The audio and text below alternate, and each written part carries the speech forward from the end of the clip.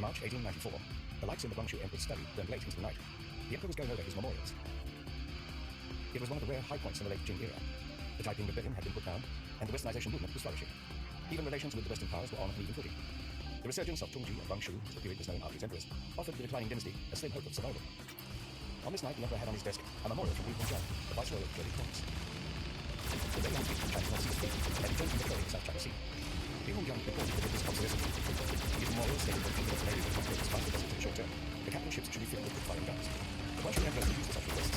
Exit the Peace Foundation in 1888, Li Hongzhang had sent many requests to modernize it. However, the court's revenue was stretched.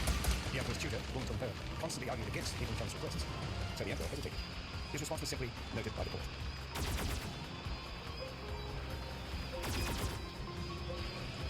Only a few paid attention to Li Hongzhang's key point. Western vessels are improving with each passing day. Although Japan is a small nation, its budget allows it to purchase huge ships every year. China's not added even one vessel to the Beiyang fleet. We risk being entirely outclassed. In 1894, war was brewing between the Qing dynasty and Japan. It was a conflict that would change the course of Chinese history. One side was well equipped and ready to fight. The other remained oblivious to the looming threat.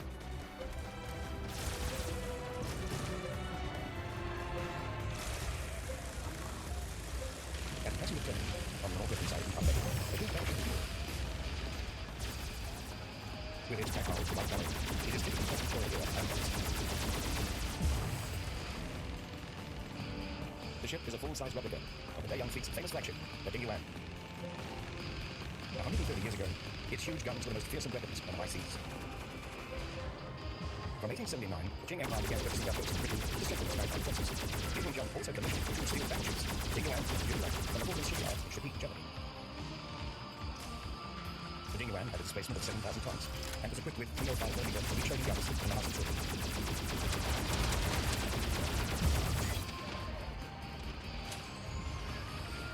On the 29th of October 1885, the Dingyuan raised Qing dynasty's yellow dragon flag and became the flagship of the Beiyang fleet.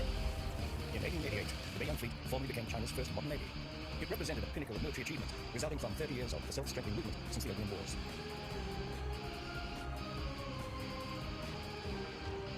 The Beiyang fleet was strong and claimed to be the most powerful navy in Asia, far surpassing that of Japan. It had 25 vessels from Germany to Britain. Japan had only 5 warships more than 2,000 tons, with a total tonnage of less than 15,000. The Beiyang fleet had 7 such warships, with a total tonnage of 27,000. Who could have anticipated that such a navy, with its seemingly powerful ships, would disappear from the stage of history in just 6 years? The country that destroyed the Beiyang fleet was no European naval power, but a near neighbor, whose navy had been striving to catch up: Japan. The war was a turning point in the history of the Qing dynasty. Its consequences were far-reaching. 当时中国的一个最为消极，说破了大然后在这场战争之前，无论是英国人、法国人什么德国人也好，他们虽然从民主国家开始打过，但是不管怎么说，他们始终认为中国是东亚能够望其大地位的国家。Because of its geography and cultural influence, China had maintained a suzerain vassal relationship with many East Asian nations up to the mid-19th century. The East Asian nations that recognized China as their suzerain included Korea, the European Kingdom, Vietnam, and Turkey. Within this Confucian cultural sphere, Japan had a tributary state to the dynasty. Japan sent 11 tributary missions to China. Until the mid-19th century, Japan was still a feudal country, lightly ruled by the Tokugawa shogun. Just like the Qing dynasty, Japan had chosen isolation from the outside world and prohibited foreign trade. But the arrival of the Atlantic battleship changed everything.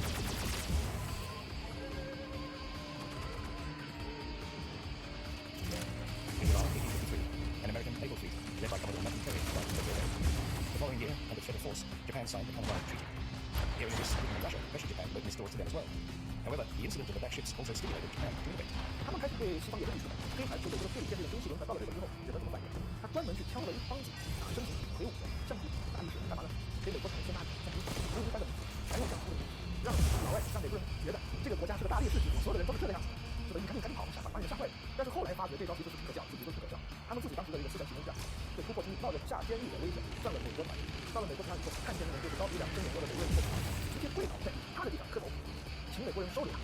他要学习美国人的东西，他们的思想可能是在背一点，因为我是他们生存危机感太厉害了。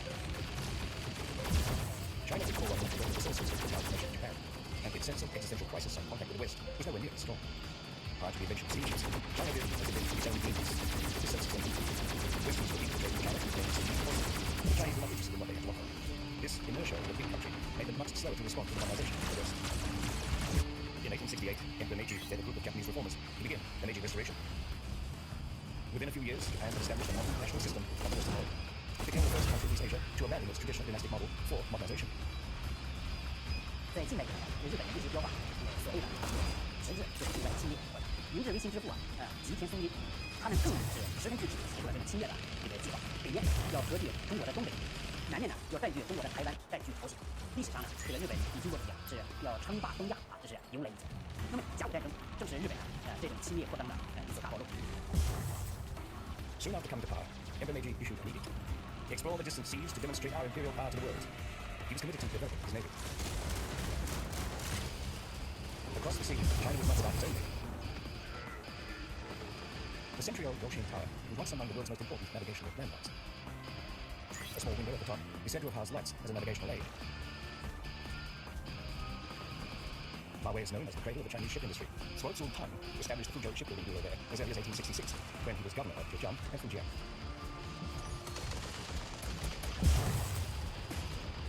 As China's first naval school of modern times, the bureau introduced the Western military education system and content, training a number of naval personnel and senior veterans.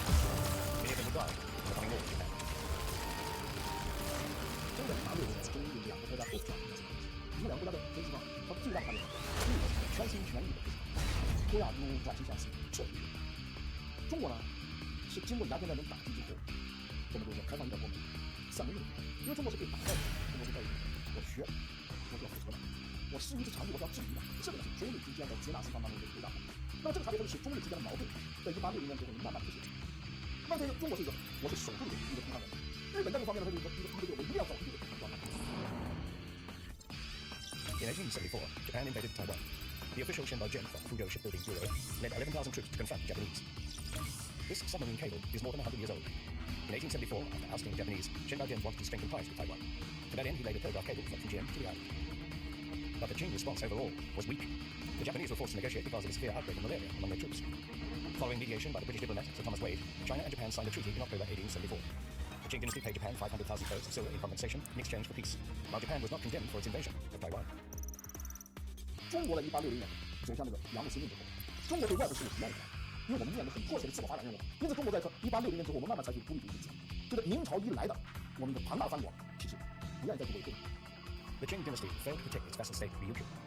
In recognition of China's suzerainty, the king of Ryukyu went on dispatching tributary missions to China, even though Japan was progressively occupying Ryukyu from 1872 onwards.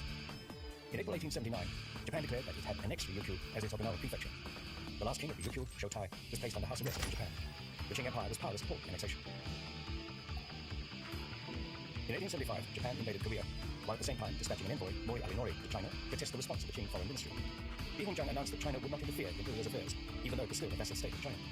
The Qing government's weak response was tantamount to accepting Japan's invasion. In 1884, a Council coup broke out, supported by the pro-Japanese faction in Korea. With the aid of Qing troops, the Korean king suppressed the coup. The Japanese government then sent Ito Moribumi to request compensation from China. At the time, Li Hongzhang was preoccupied with the Sino-French War, so he promptly compromised by signing the Tientsin Convention, which stipulated that both China and Japan must notify each other before dispatching troops to Korea. This provided the basis for Japan to send troops to Korea in 1894. Imperial Russia was not willing to lag behind once the maritime powers had opened the door in China's southeast. Russia targeted territories in China's northwest and northeast. In 1860, in his memorial on foreign affairs, Prince Kung cited Russia as China's biggest external threat. Britain and France, he said, were a problem of limbs, but Russia is a problem of elbow and army. With that as its equal weight, Russia had a worldwide war on the Northern Sea, equal to Europe.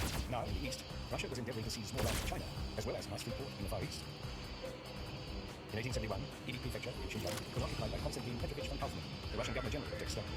The Qing government urgently dispatched Suozun Tang from Fuzhou to fight it on the northwest border. The suppression of the Taiping Rebellion had renewed the struggle of the Qing dynasty, but Russia soon rose to take its place at the top of the list of enemies. At the same time in East Asia, Japan was increasingly emerging as a new scourge. But the big instinct won for war in the northwest, while at the same time developed its navy in the southeast. This caused disputes in the court over maritime defense versus the protection of inland territories. Even as the Qing government struggled with its finances, Japan was extending its espionage network to every corner of the empire. Although in Pakistan, the most famous Japanese spy who was the most of the Republic of China, who penetrated the base of the world during the war. When they came into space, they were This demonstrates the depth of Japanese preparations in the lead-up to the war. All this time, the Qing dynasty knew nothing about the operations of the Japanese government, nor did it care that Japan was rapidly developing its naval power. At its peak, through the issue of special bonds and taxes on tobacco and pharmaceuticals, 1/8 of Japan's entire annual revenue was spent on the navy. In contrast, the Qing treasury was seldom full, even though China's territory and resources vastly outweighed Japan's. 1889, the Guangxu Emperor was married in a ceremony costing 5.5 million taels of silver, an amount equivalent to the cost of 3 battleships like the Yuan. After the Guangxu Emperor took over the kingdom, Empress Dowager Cixi was supposed to retire from Qing. In preparation, she decided to restore the summer palace northwest of Beijing. This project also cost vast sums, which were taken from the naval budget. To legitimize the expense, a naval academy was established at Kunming Lake at the summer palace. To raise funds for the project, donations were sought in the name of maritime defense, a phrase that became synonymous with the accumulation of wealth by analytical means. Yet the funds raised were still not enough. In June 1891, in order to rein in the budget, Hong Kong He, Minister of Revenue, suddenly prohibited a number of Beiyang fleets from purchasing warships, guns, or artillery from the West for 2 years. For the struggling Navy, this was a serious blow. 从1874年日本侵入了台湾，1882年他们突然在朝鲜搞事情，这种干嘛呢？1884年法国人来找我们日本又在这个朝鲜搞垮了。经典不断的问题啊，再往前更多，第一次二次鸦片战争。但是从1885年海军杨猛设立避免电影回来之后，一直到1891年，这5年间，我们的东亚海疆真的受到了海陆洋波风平浪静。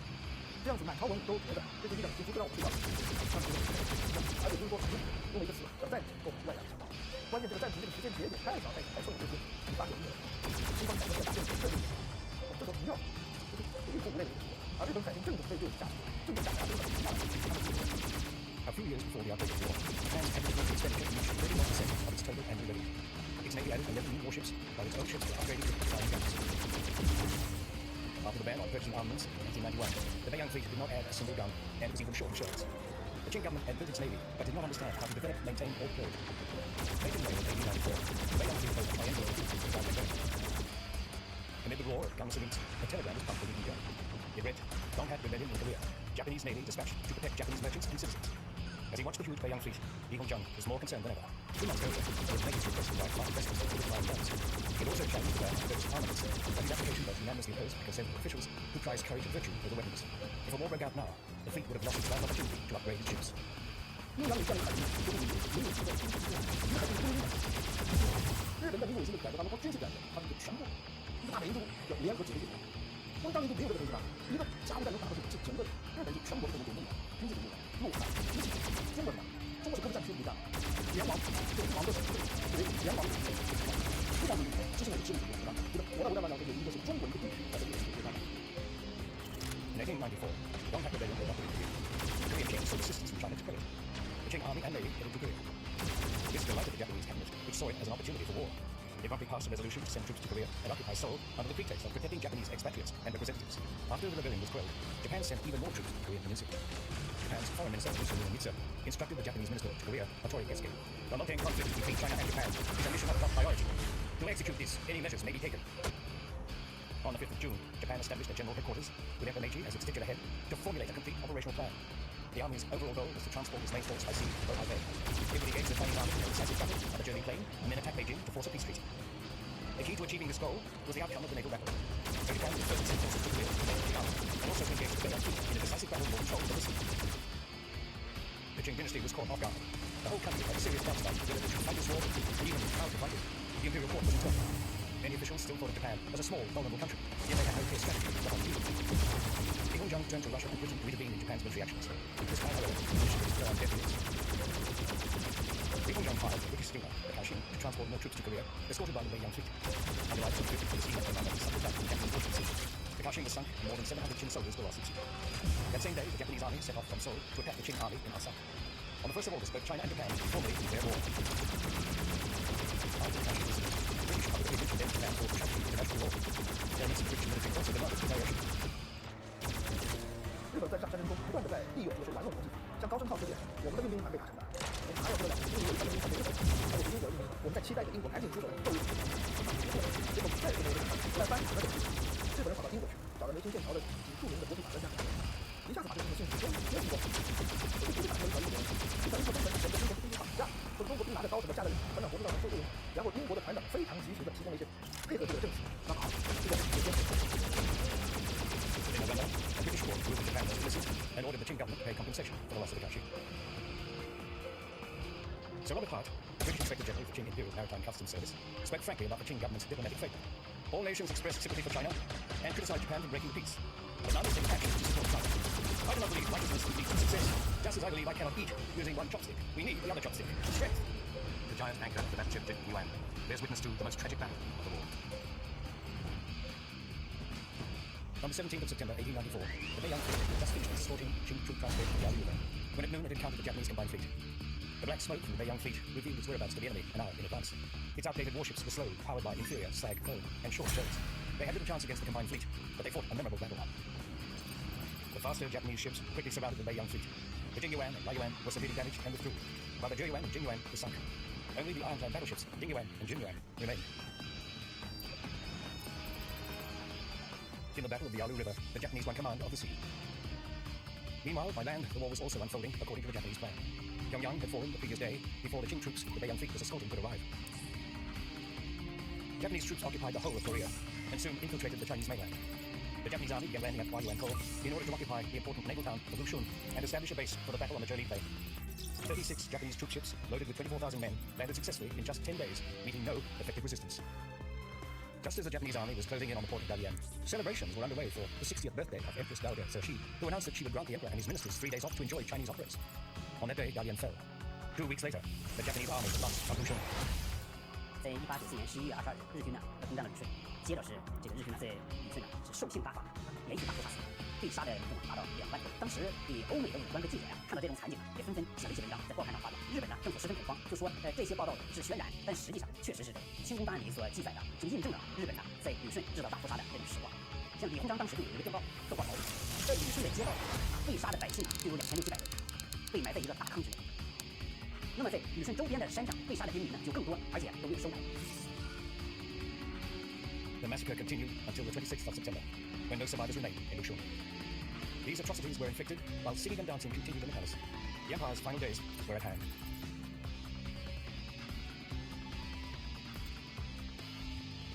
As the ferry to Yogum Island is about to dock, a black iron chain comes into view. It formed part of the ancient shipyard in Weihai Bay, the birthplace of the Beiyang fleet, and also its final resting place.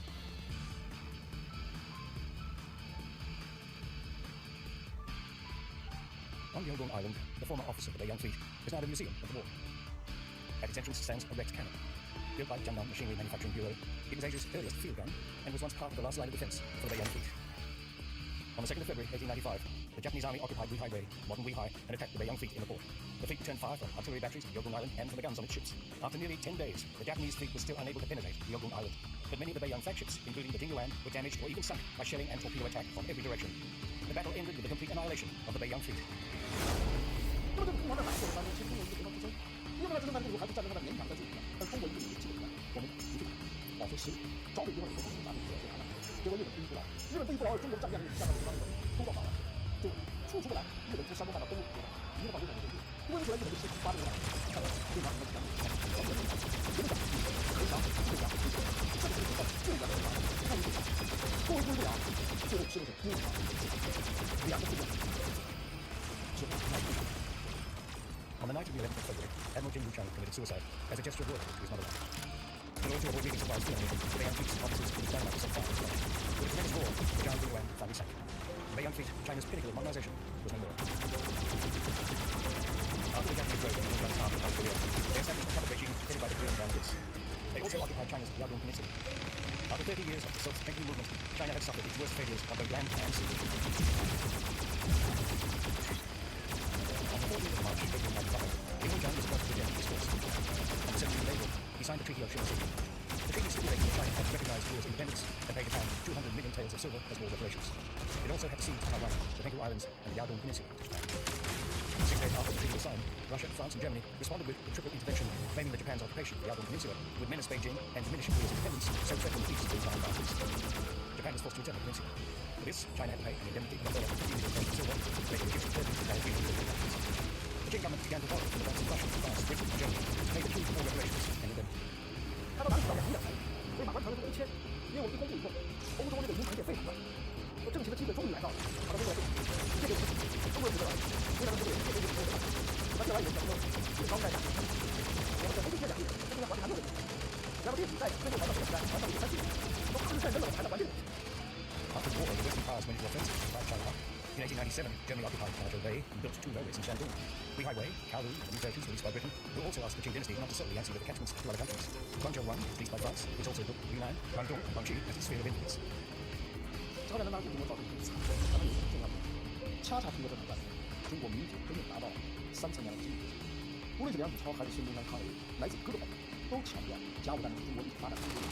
这条是在中日中国人反苏海战、反苏海防战是中国人，不断的防止是中国人，所以这个咱们做了决定是到底，他们都在讲这个跟这个对。 The Royal Naval College has accepted a group of Chinese students from Fuzhou Naval Academy. One of them was later described, Scholar Tang Wei, as the first Chinese person to have position in Western China. He was defensive. 2 years after the war, Yang Fu's translation of T.H. Huxley's Evolution and Ethics was published, causing a great stir in intellectual circles. Through the humiliation and defeat, the Chinese finally understood the meaning of survival of conflicts in international politics. From then on, their goal was to strive for innovation and transform their weakness into strength. An age of reformation had arrived.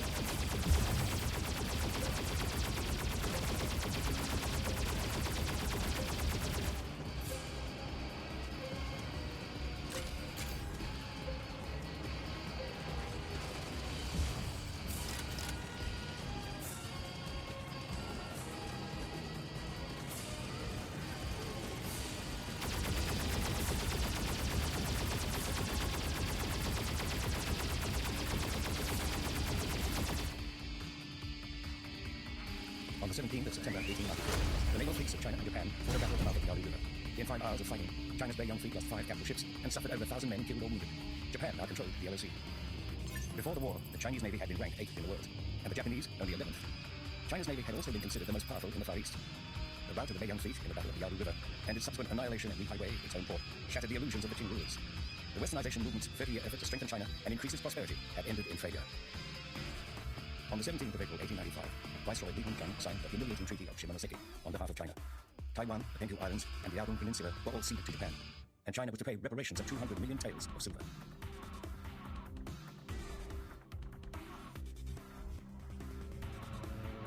When news of the treaty's terms reached Taiwan, the islanders were overcome with grief. They lamented their misfortune for days and nights on end. The governor of Taiwan, Tang Jinsong, sent several telegrams to the Prime Minister in Beijing, urging the Qing government not to surrender Taiwan. He warned that these people would rather die than yield to Japan. However, for the Qing government, the safety of the capital came first. It replied by telegram that the Taiwan population should leave within 2 years or adopt Japanese dress. This telegram enraged the people of Taipei, who protested by shutting down their businesses. They vowed, "We would rather die fighting than hand over our homeland." Governor Tang and other patriotic officials such as Chu Fengjia decided to resist the government order and defend Taiwan on their own. 中国的政治精英在想，怎么能够学一学1897年普法战争，普鲁士要求法国割让一半，但最终没有割让成。那么他当时得出的结论是什么呢？就因为法国的实质性问题，10的一个条约没有明确。那么这个在我们中国文献当中，马关条约将要签订，要割让台湾和东北岛。中国的政治精英就在想，我们能不能赢得了？他们最后一看辽东半岛通过花钱能够输回来，他说我没花钱输回来，其实方面根本花钱输回来，咱们东西。最后一招呢，我们自己自己。1 week later, on the 2nd of June, the government dispatched Li Hongzhang's son, Yu Jingfeng, to complete the handover. He ordered the Saijo Nadu of the Taiwan port of Dilun to sign the transfer document, together with the newly appointed Japanese Governor General, Kawayama Tsukunori.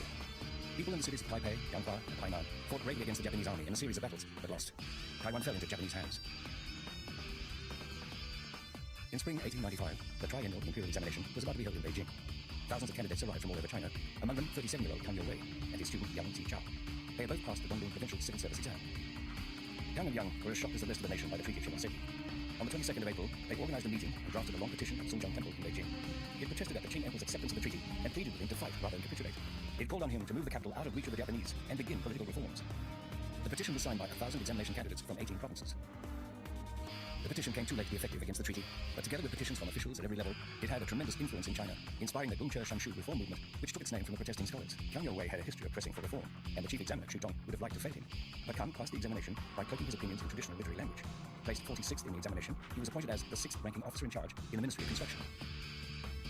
Though disappointed not to have reached the more influential Anlin Academy, Kang remained determined to keep writing to the emperor. 马光天带给中国很大的变化，当然我们可以从这几个方面去解析它。一个是政治上，一个是经济上，第三个就是社会变化。那么政治上，马光天已经打破了中国和外国之间的一个割据。从他认为是，一是中国政府有足够的力量来主导，但是马光天是不是。经济上变化一个最突出的一点，就是马关条约规定，日本成民可以到中国自由办厂。列强之间呢是有一个就是双边协议转化为多边收益。第三个讲社会化，我们讲中国现代化的起点，我们可以追溯到明末1860来，也可以追溯到1840年鸦片战争。但是真正表明一个现代中国的发生，最根本的标志呢有一个新阶级，这个新阶级是什么？中国的民主参与。During the self-strengthening movement, Zheng Guofan, Li Hongzhang had persuaded the monarchy to send boys to study in America. Groups of them had gone from 1872 onwards. At the same time, the principals of Fuzhou Naval Academy sent students to study in Britain and France. These were the first students sent by the Chinese government to study overseas. People living along the coast also took their children when they ventured overseas to make a living. Children went to school where their parents settled. One of these children was Song Zhongshan, known in the West as Sun Yat-sen. In 1879, Sun Yat-sen, then aged 13, began high school in Hawaii. He went on to study in Hong Kong, graduating top of his class at the College of Medicine for Chinese in 1892. During his studies in Hawaii and Hong Kong, Sun Yat-sen saw for himself the development of modern education, a modern legal system, and public health. The contrast with conditions in his hometown struck him deeply. Hawaii became a republic in 1894 and was soon annexed by the United States. From this, Sun Yat-sen concluded that establishing a republic was not enough. In order to maintain national independence, it was also necessary to inculcate a strong sense of nationalism. 1901年的时候，中国有一个最伟大的人南朝就发表过一篇文章，就分析到现在为止人类社会在实行的制度就三种制度：君主专制、君主立宪和民主共和。那么这三种制度呢，在当时梁启超分析当中，君主专制肯定是慢慢不行了，因为家庭下这个思想意识慢慢就被封建化取代。那么君主立宪是人类社会可能到目前为止发现最好的制度，因为君主立宪它可以导致一个最良的结果，大家都攻击争夺大位，因为天下是人家的。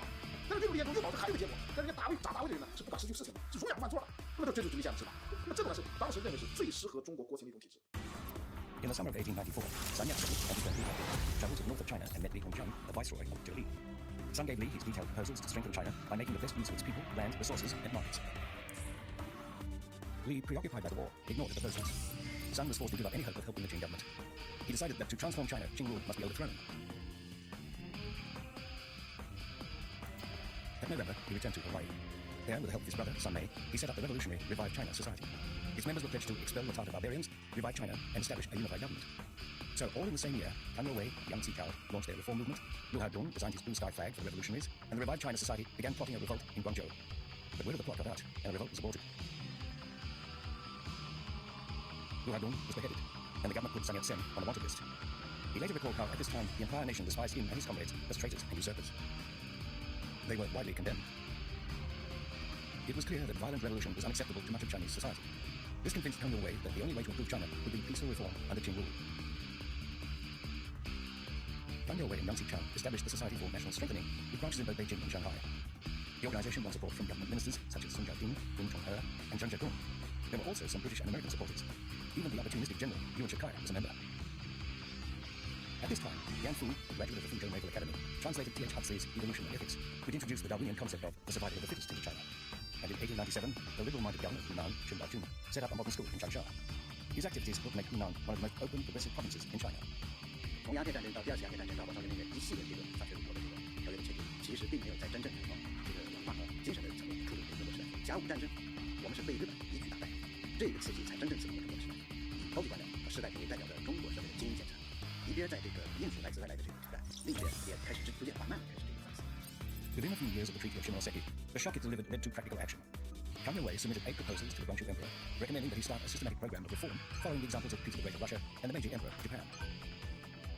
It was a last opportunity for the Qing rulers to reverse the decline of the nation, but only if they were quick to implement the necessary political reform. The Guangxu Emperor had ascended the throne in 1875 at the age of 4. Although he began to hold court at 17, military and administrative powers had remained in the hands of his aunt, the Empress Dowager Cixi. Now, in the spring of 1898, China was at risk of being annexed piecemeal by foreign powers. The Emperor made it clear to Cixi that he refused to lead a collapsed nation. Unless she permitted him to carry out reforms, he would rather abdicate. Cixi responded by giving him tacit consent. On the 11th of June, 1898, the Guangxu Emperor issued a statement on national affairs, an edict that signaled the beginning of reform. 5 days later, in the Renshou Hall of the Summer Palace, the young emperor finally gave an audience to Kang Youwei, who was now a famous reformer. Kang gave the emperor a systematic explanation of his views on reform. The meeting between the ruler and his subject lasted for 2 hours, from 5 to 7 a.m. As soon as the meeting finished, Kang Youwei was appointed as an advisor to the Prime Minister. The new position allowed Kang to be close to the emperor and become a trusted minister himself. The summer of 1898 was unbearably hot. Nevertheless, the Guangxu Emperor traveled more than 12 times from the Forbidden City to the Summer Palace to meet with the Dowager Cixi, whose approval he still needed to implement his reforms. During what is known as the 100 Days Reform, almost 50 imperial decrees were issued, but they met strong resistance from high-ranking court and provincial officials. Only a few, such as Hunan Governor Zheng Baojun, responded positively. The Ministry of Rights and Education, for instance, strongly opposed the abolition of the A-type essay format in the imperial examinations. The retrenchments of staff from abolished institutions made every official uneasy. The measures caused panic in the ruling group, and opposition began to gather around Cixi. By the time the Guangxu Emperor had promoted reformers like Yang Ruyi, Yao Guandi, Yin Shu, and Tan Zedong, helping read proposals and draft important decrees, the offices of court and prime minister really existed in name only. The large, sophisticated bureaucracy at the heart of the court was badly shaken by the advent of the young officials. As the reforms progressed, Empress Dowager Cixi took note of the more radical measures and instinctively felt that the reforms were a plot to seize power from her. The Guangxu Emperor's reform attempt to save the Qing monarchy turned into a power struggle between him and his aunt. In early September, the Emperor dismissed the Minister of Rights and Education and 6 other officials who had resisted the reforms. This intensified his conflict with the Empress Dowager. Prince Ronglu, a general, demanded that Cixi should act to stop the Emperor and his reforms. All this while, the imperial powers still lay firmly in the hands of the faction headed by Empress Dowager Cixi. The court officials and the eunuchs were quick to notice the split between her and the Emperor. The eunuchs, always good at seeing which way the wind was blowing, began to make public appeals to Cixi to receive the government and take back power from the Emperor, even though he was now an adult. On the 18th of September, amidst rumors that Cixi would displace Guangxu, Prince Ronglu moved his troops into Beijing. Tan Zedong saw the danger to the reformers, including the Emperor, and went to seek help from another general, the commander of the new army, Yuan Shikai. Tan did not expect that Yuan Shikai would reveal their conversation to Ronglu. 3 days later, on the 21st, Cixi returned to the Forbidden City and resumed her regency. Soon afterwards, all documents related to reform were confiscated. The Guangxu Emperor was forced to sign arrest warrants for those who had assisted him. Kang Youwei found protection at the British legation and fled to Hong Kong. With help from the Japanese legation, Yang Zichao escaped to Japan. Tan Zedong and 5 others chose to remain. On the 28th of September, all 6 were executed. They are remembered as the 6 gentlemen of the 100 Days Reform. Meanwhile, Cixi held a ceremony in the Forbidden City's Jinjiang Hall, accepting congratulations from her officials. 朝廷的高层发生过2次，第一次发生在这个光绪6年继位的时候，那时候以正宫慈安太后和西宫慈禧太后2人共同垂帘。当时的客观情况是光绪年6，那么他当皇帝后暂时不能行使这个继位特权。那么第2次垂帘听政就是戊戌变法失败以后，光绪皇帝已经成年，戊戌维新以后，光绪皇帝被排除出权力中心之外，慈禧集团走到这个帝国政治的前台来，这个在当时的士大夫中，引起了很大的反应。Sun Yat-sen, now in exile in Yokohama in Japan, had his queue cut off to show his determination to break with Qing rule. He had already been wearing Western dress since 1895. When Sun arrived in London in October 1896, his former medical school teacher, Dr. James Cantry, arranged for him to stay at Gray's Inn in Holborn. On the morning of the 11th of October, Sun was on his way to accompany the Cantrys to church when he was lured to the Chinese legation by a diplomat, Deng Dingkun, who had trailed him ever since he arrived in London. Sun was locked in a small room with iron bars. For the head of the legation, Hu Yuan, Sun was a big catch. He and Councillor Margaret Lee conspired to send Sun back to China and collect a generous reward. The two had leased a 2,000-ton British ship that had costed £7,000. They had had a timber cage specially made to hold Sun while he was on board. The imprisoned Sun Yat-sen tried throwing message slips from his window down to the street outside, hoping to attract the attention of passers-by, but no one noticed. Eventually, Sun was able to speak to an English cleaner at the legation and ask him to pass a message to Dr. Cantry. Cantry tried and failed to get any help from Scotland Yard, so he appealed to the British Foreign Office. On the 22nd of October, a London newspaper, The Globe, published an article headlined, "Startling Story, Conspirator Kidnapped in London, Imprisonment at the Chinese Embassy." The news stirred up London public opinion. The British Foreign Secretary expressed his concern and pressed the legation to release Sun Yat-sen. The silver lining with this incident was that it brought Sun overnight fame. After his release, Sun remained in England for another 9 months. He spent much of that time at the British Museum studying politics, diplomacy, law, military affairs, and economic theory. Through this broad reading, he gradually developed his own view of an ideal society, one without the industrial disputes and strikes sought in Western countries. He refined his ideas into the 3 principles of the people. They were principles of nationalism, democracy, and welfare. His followers adopted them as a revolutionary nation-building program. Kang Youwei and Yang Zichao were setting up a Monarchist party in Japan after the suppression of the 100 Days Reform. Sun Yat-sen travelled to Japan from London, hoping to patch up his dispute with the party. But as an advisor to the Emperor, Kang felt it was beneath him to deal with someone he considered a traitor. Their mutual friend, Inokai Tsuyoshi, tried to make peace between the 2 men and arranged for them to meet. But Kang Youwei didn't show up. 在戊戌变法以后，中国社会从上下2个层面都有所反映。第一，就是这个上层精英阶层，因为他们通过内部进行改良，这个途径已经被堵塞。六君子的被杀和这个维新派的这个被禁锢和打击，使得上层寻求改良的这个想法没有重大的这个途径。另外，列强侵略导致的这个不平等条约给中国带来经济上很多的负担，加上自然灾害、天灾人祸，底层老百姓的这个生计也受到非常大的影响。The Boxers were a secret society active in Shandong, Henan, and south of the Yangtze River. As Western missionary activities became widespread, conflicts between Christians and other Chinese became more and more frequent, and loose organizations of local people began to target foreigners and foreign things. In 1899, Hu Xian, the governor of Shandong, acknowledged the Boxers and gave them his approval. The Dowager Cixi also realized that she could use the Boxers against foreigners, whom she resented for supporting the Guangxu Emperor and his reforms. Encouraged, the Boxer rebels began to burn churches and homes of foreigners. They killed missionaries and dug up the graves of missionaries who had died in China. They even murdered the German imperial envoy, Baron von Kepler. On the 21st of June 1900, the Qing government itself declared war on the foreign powers. Fighting alongside the Boxer rebels, the Qing army besieged the legation quarter in Beijing. In August, troops from Britain, France, Russia, Japan, Germany, America, Italy, and Austria landed at Tianjin and made for Beijing. Cixi fled the capital, taking the Guangxu Emperor with her. On her way west, she ordered the suppression of the Boxer rebellion. The episode ended with the Qing government signing the Boxer Protocol, which left China in the hands of the colonial powers. 义和团运动也是以慈禧为首的清朝官僚集团在江山陆续变法之后的第一届政绩工作。这场运动将中国完全陷入政治主义之中。八国联军这场离奇的战争引起了全民的愤怒，使得慈禧集团第一次感受来自东孟上下各阶层的压力。长期以来隐蔽在后宫行使权力的慈禧，习惯于将锋芒归于自己，而把挫折和失败都归于政府和大臣。被晒在阳光下的慈禧集团不得不开始思考2年前他们亲自脚下的那场清朝自我改革。In January 1901, the Qing government issued a decree from its exile in Xi'an, ordering local governments to submit reform plans within 2 months. But highly placed court officials knew that Cixi herself remained reluctant to discuss Western-style laws. Deng Zhizhong, the governor of Hunan at Hubei, and Liu Kunyi, the governor of Guangdong at Guangxi, worked for several months on a plan that became known as the 3 Joint Memorials on Reform. Based on their recommendations, Cixi began reforms similar to the ones she had opposed in 1898.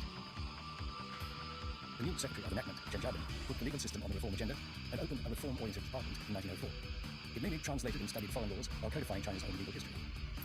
New policies included allowing intermarriage between Manchus and Han, abolishing foot binding, and a new education system that did away with the imperial examinations.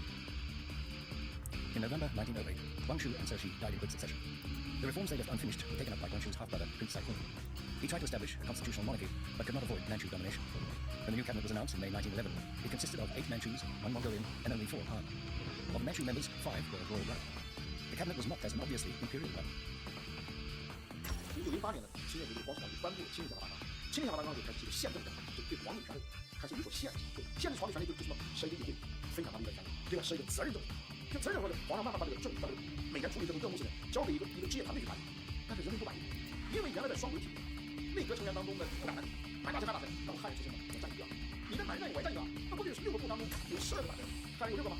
那么现在这个改革之后呢是10个部，加上1个总理2个副总理，这13个人，9个是来自于满洲贵族和皇室，汉人只剩1个。By delaying and obstructing the emergence of a truly reformed constitution and political system, the Qing monarchy was sounding its own death knell. More and more people joined the anti-Qing revolutionary movement. Chinese students in Japan launched newspapers and periodicals such as People's Voice and China in the 20th Century. Some others returned to China to start tabloid papers like Subao Press and Alanda. Essays such as Sol Yong's Revolutionary Army attracted more young people. Meanwhile, Sun Yat-sen traveled around Japan, Honolulu, and the continental United States, seeking support from overseas Chinese. In Honolulu, he joined the Chinese Hunlun Society in order to win over sympathizers with the monarchy. As more and more revolutionary organizations mushroomed, Sun began to entertain the idea of establishing a united political party. In August 1905, Sun, together with his comrades Wang Xing and Sun Yaoren, set up the United League in Japan with over 70 founding members. The goals of the new organization were to expel the Tartar barbarians, revive China, establish a republic, and distribute land equally among the people. Sun was excited and declared that from that day forward, they were no longer subjects of the Qing Empire. The United League took the lead in the anti-Qing movement with the periodical People's Voice as its official organ. In the very first issue, Sun introduced his theory of the 3 principles of the people. 新政协和一起提出考虑，去拉拢恢复中华，对不对？那么等到1905年，从兴中会改为这个结合什么华兴会、光复会几个合起来推到孙中山同盟会的时候，在东京8月成同盟会的时候，这个时候使这个指挥口号更完整了，驱逐鞑虏，恢复中华，创建民国。那么这个使这个同盟会这种主张就更完整，但是它基本上可以概括这个时代，或者到这个时代，孙中山的主导思想就形成了，这3个主义，民主、民生、民权的3个主义，就基本上在这个过程当中形成。中华民族的概念是梁启超提出来的，1900年提出来的，但是这个概念真的成为一个国人能够接受的时候呢，是一个非常微妙的一个转折过程。 On the 9th of May, 1911, the Qing government suddenly decided to nationalize 2 railway lines, one from Guangdong to Hubei and the other from Sichuan to Hubei. The news shocked the merchants of Sichuan, who had heavily invested in the project. On the 24th of August, 10,000 people gathered in Chengdu, threatening strikes in schools and businesses and declaring that they would stop paying tax. Yet, even as they protested against the government, they still revered the late Guangxu Emperor. The Qing government ordered the Sichuan governor, Jia Yefeng, to crack down on the protest. On the 7th of September, 12 leaders, including Pu Di and Zhu and Luo Lung, were arrested.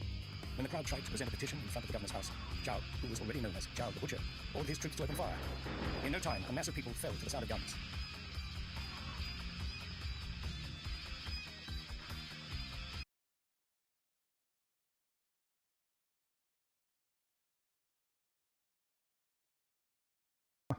There's okay, sweetie. Daddy's getting ready to get off.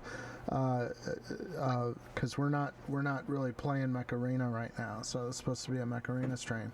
So oh, you going over there? Yeah. Okay. I'll see my tiny version of me. Okay. Hello. Hello. Okay, well maybe we'll get to play Macarena after all. So let's see. I'm gonna go and shut this microphone down again. Most of the dead were poor, from the lowest rung of society. Their deaths were ostentatiously ignored. For 3 days, Zhao forbade anyone to bury the corpses. The rain poured down, and the bodies grew bloated in the puddles. The scene was horrendous. Zhao's brutality enraged the people of Sichuan. 200,000 people from all over Sichuan province assembled and surrounded Chengdu. On the 10th of October, 1911, when the new army was sent to support Zhao Tefeng in Sichuan, some soldiers of the engineering battalion and artillery battalion revolted and occupied their governor's house. Overnight, the rebellious soldiers captured Wuchang. By the 12th of October, they had also occupied 3 towns in Wuhan. At the time of the Wuchang uprising, Sun Yat-sen was fundraising in Denver, Colorado. He did not know what had happened until he saw it in a newspaper. He longed to return to China. However, he had diplomatic issues to deal with. Knowing that the revolutionary cause needed British support, he went to London, hoping he could persuade the British government to stop all loan negotiations with the Qing government. Sun Yat-sen finally arrived in Shanghai on Christmas Day, 1911. 4 days later, he received 16 valid votes out of 17 as a temporary president of the Republic of China. The new republic started from the 1st of January 1912 with Nanjing as its capital.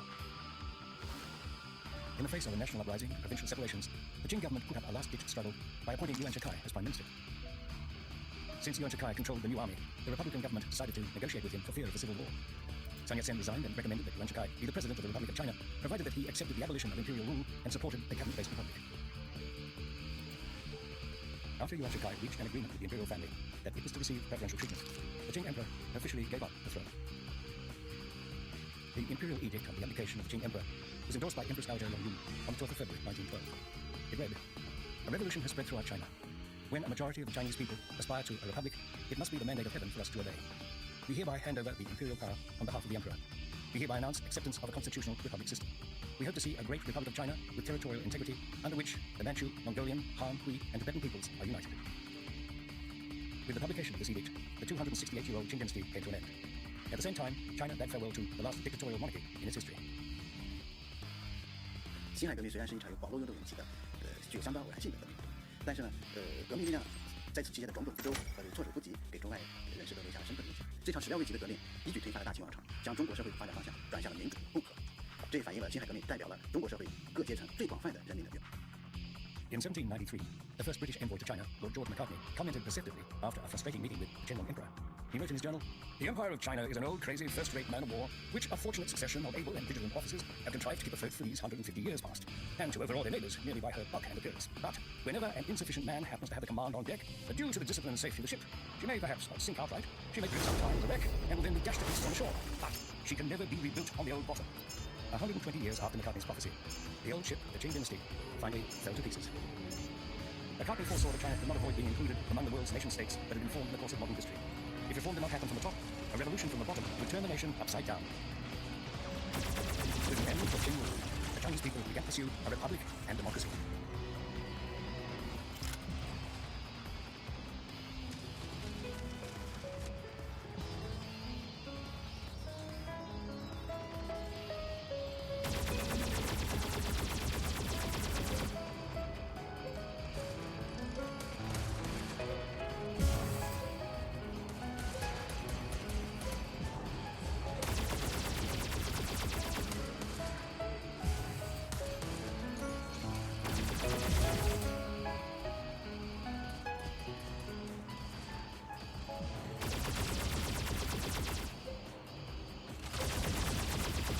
At Kroger, shopping with pickup and delivery is the same as shopping in-store. Same low prices, deals, and rewards on the same high-quality items. It's one small click for groceries, one big win for busy families everywhere. Start your cart today at Kroger.com. Kroger, fresh for everyone. Restrictions apply. See site for details.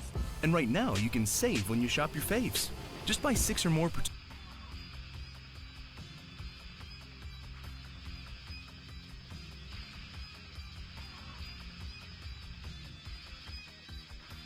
In the early years of the 3rd century, around the year 207 AD, a Chinese poet by the name Cao Che made a journey back to the place of his birth, a city called Luoyang. At this time, the lands of China were in chaos. The armies of rival warlords were now tearing the country apart, and so his journey can't have been an easy one. Cao Che was the son of a powerful warlord in the central plains of China, but he was also a notorious drunk. He had embarrassed his family to such an extent that he was exiled, and he now returned to the only other place he knew, his hometown of Luoyang. Luoyang had once been a prosperous place. For centuries, poets had written about its bustling life and its leafy avenues full of blossom, leading up to grand palaces and temples, decorated with thousands of bronze statues. It had been the capital of China in the golden age of the emperors, which had lasted for more than 400 years. But Cao had heard that Luoyang had suffered in the recent wars. Still, when he came over the crest of the Beimang Mountains to the north, nothing could have prepared him for what he saw stretching out beneath him. The entire city of Luoyang was a blackened ruin. Later, he wrote a poem about what he saw. I climbed the ridge of Beimang Mountain and looked down on the city of Luoyang. In Luoyang, how still it is. Palaces and houses all burnt to ashes, walls and fences all broken and gaping, thorns and brambles shooting up to the sky. For Cao Che, the blackened ruins of Luoyang became an emblem of the golden age that had now passed. Only decades before, China had been ruled by a single emperor from a dynasty known as the Han, and a period of prosperity was reigned. The Han were the first lasting dynasty to unite China under a single banner, and people believed that this golden age would never end.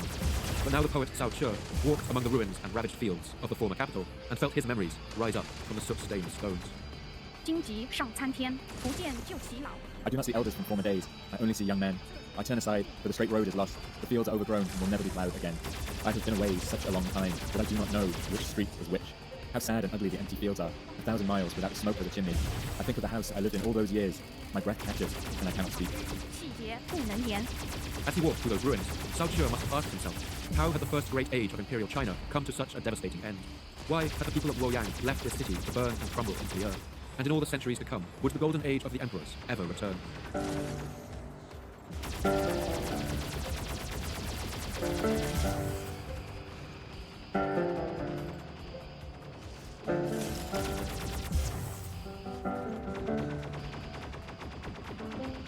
My name's Paul Cooper, and you're listening to the Fall of Civilizations podcast. Each episode, I look at a civilization of the past that rose to glory.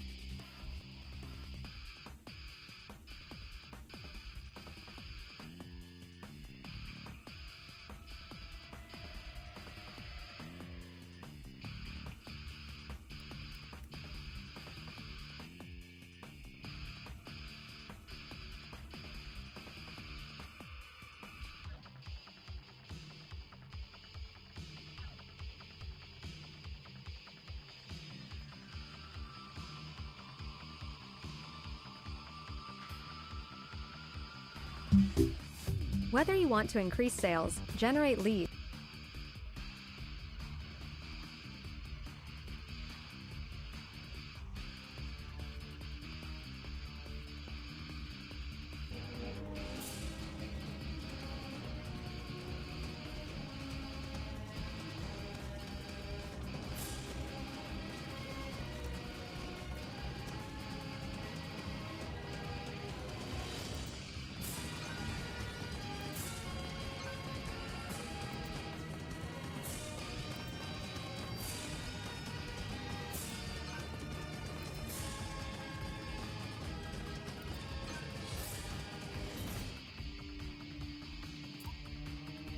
On the 12th of February 1912, the Forbidden City awoke as usual.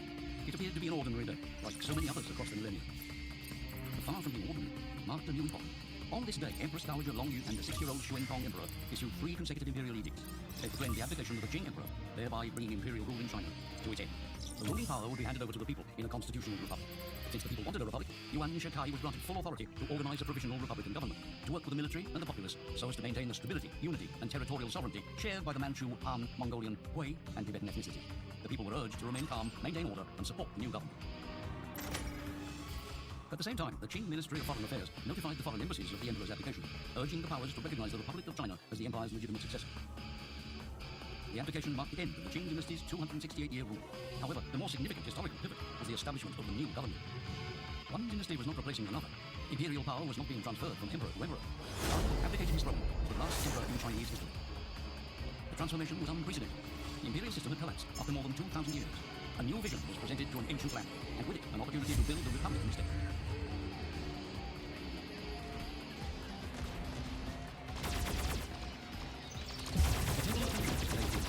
Although this reign enjoyed its heyday, emperors offered sacrifices, practiced the government of the and continued by successful throughout the Qing dynasty. Qing rulers adopted the means of creation, advocated learning the Chinese language, and promoted Confucianism as the basis of its government. The Qing dynasty originated in mountainous northeastern China and overthrew the Ming dynasty in 1644. Initially, it relied on military force and the oppression of non-Manchu ethnicities, but quickly began developing sound political and cultural systems. The Qing government was ambitious in its early days. Kangxi, Yungang, and Chen crushed separatist rebellions and reclaimed Taiwan. They adopted various military, political, and religious policies to consolidate imperial rule in the Qing government, Mongolia, and the southwest. They also established a comprehensive administrative system to unify and stabilize the state. Setting government down to county level, Qing power steadily grew. 统一是中国历史，但是历代的都没有达到清王朝的朝廷。所以中国作为一个统一多民族国家的这样一个世界大国，应该是在康熙时期清朝的。 These artists are working on a 200-meter-long painting, a panorama of prosperous old Beijing. It depicts the Qing capital as it was in its prime. The dynasty enjoyed its golden age between the mid-17th and late 18th century under the Kangxi, Yungang, and Chen Rong emperors. Its era was comparable to the celebrated Han and Tang Empire. It was a time of remarkable political, economic, social, and cultural achievement. Prosperous cities, strong population growth, the expansion of cultivated land, technological advances in agriculture and crafts, and foreign trade surplus all created the material basis of a thriving era. As the contemporaneous German philosopher Leibniz noted, China was a great power. It covered as much territory as all of Europe, was more populous, and had a better system of governance. China enjoyed a long-term trade surplus with Western nations. As Sino-British trade expanded, China exported large quantities of silk, silk, and porcelain to the United Kingdom. Important cultural exchanges between China and the West were also fruitful. Western scientific and technological advances were adopted, and Western enamels were introduced to China. The Kangxi Emperor was fascinated by these goods. He called for their use in decorating traditional Chinese ceramics. The particularly fine enameled porcelains produced specifically for the use of the Qing imperial court are called Falang Cai. A sophisticated 72-step technique, which included drawing, drawing, coloring, and rendering, was involved. 康熙呢，他热爱这个法兰西，包括这个我们所说的，他也从王上这个单独觉得他可以说是在一个，他就把这个法兰作为一个国家文化、艺术、科技经济各方面的一个象征。 By and large, Qing rulers accepted trade and welcomed important nations, but they did not embrace all things Western. In 1793, a large-scale British mission headed by Gordon County visited China during the celebration of the octogenarian Chen Rong Emperor's birthday. The government was in touch with his empire, rich in resources. Representing the British government, the mission hoped to establish a pro-British trade relationship, which sought to expand trade by encouraging more Chinese to purchase Western goods. The British were astonished when the Chen Rong Emperor denied McCarthy's requests to expand trade. Their request to establish trading posts in China was even more pro-British. 清王朝建立一种通过大的不需要多少那么马加以此呢，这一次清王朝之间平常问题交流失败，应该说是中国失去了一次与世界形成有效的 But McCarthy's mission did not leave China empty-handed. They tasted traditionally prepared Gongfu tea and took a wide variety of aromatic and delicious Chinese teas back with them to Europe. European tea-making techniques produced black tea with a sensational taste. As time has gone on, as tea became more and more popular in England, and this was also at the same time as the Industrial Revolution, business started to become Industry in the United Kingdom was powered by steam.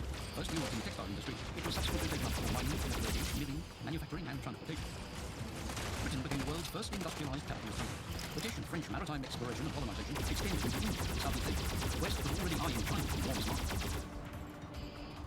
The kingdom was facing an era of globalization, driven by foreign trade and colonial expansion. Booming Western capitalist economies were in desperate need of larger markets and of military. China was undoubtedly the best option. Despite its reluctance, the Qing dynasty would be swept into the powerful surge of globalization. The Qing court had an opportunity to engage with the world. The Qianlong Emperor was succeeded by his son, the Jia Qing Emperor. Jia Qing was more aware of the empire's internal weaknesses than his father, but he was even more conservative regarding foreign trade. Like most of China's political elite at the time, the Jia Qing Emperor was practically the enemy of the armed forces. 那么不是相对起来的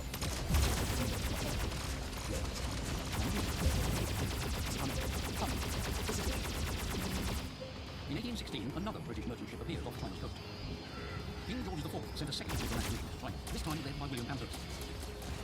However, the Jia Qing Emperor followed his father's example in dealing with this foreign mission. Frustrated, Europeans began planning to enter the Chinese market via a different channel. 对于中国来讲，这个是麻烦制造的，但对于阿美制的是他们一方面认识了这个情况上下政府上下的用火手段和这些官员的速度和大，另一方面他们对自己的The Europeans remained determined to open up the Chinese market. Although the Qing rejected Western requests to relax trade restrictions, the West did not lessen its efforts. So European ships again embarked on the journey to China. However, they carried no large-scale delegation, nor were they loaded with gifts for the Chinese emperor, but instead the hateful cargo of the Chinese people. Opium. During the 1820s and 1830s, under the Jia Qing and Dao Guang emperors, China's difficulties took a turn for the worse. In order to redress their trading imbalance, the Western powers led by Britain expanded the trade of opium to China. In the clutch of the Grand Sword, in 1838 to 1839, Britain alone smuggled 35,500 chests of opium into China. It was paid for in Chinese silk, which in turn the Europeans used to buy Chinese silk, tea, porcelain, and other goods. Before long, the Qing's trade surpluses became deficits. Silver poured ever more rapidly out of the empire. So much so that the imperial treasury was increasingly depleted, and the military could not be funded properly. The stresses and instability. I've worked at some of the largest retailers on the planet. We think they all have it figured out, but Shopify really does. You can build a totally custom application, and by doing that, year over year, we've been able to dramatically increase conversion rate, and that's game-changing for average order value and ultimately how much we make per visit to our website.